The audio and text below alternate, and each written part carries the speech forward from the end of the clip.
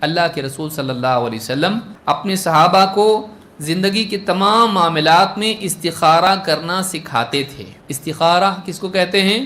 کوئی بھی بڑا کام آدمی کرنا چاہ رہا ہے تو اس سے پہلے اللہ رب العالمین سے دعا کرے، 2 رکعت فرض کے علاوہ کوئی نماز پڑھے، چاہے وہ سنت ہو نفل ہو، اور اس کے بعد ایک دعا پڑھے۔ اس کو کیا کہتے ہیں؟ استخارہ۔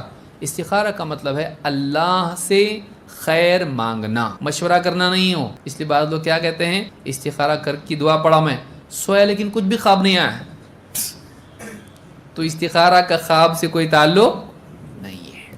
استخارہ بس یہ ہے کہ جیسے اللہ سے دعا کرتے ہیں، اے اللہ فلاں چیز میرے حق میں اچھی ہے تو دے، نہیں ہے تو بچا، تو وہ دعا ہے۔ استخارہ یہ نہیں کہ اللہ تعالیٰ سے آدمی رائے مانگے، کیا کروں بتا، دائیں جاؤں کہ بائیں جاؤں، اس میں کچھ بھی نہیں ہے۔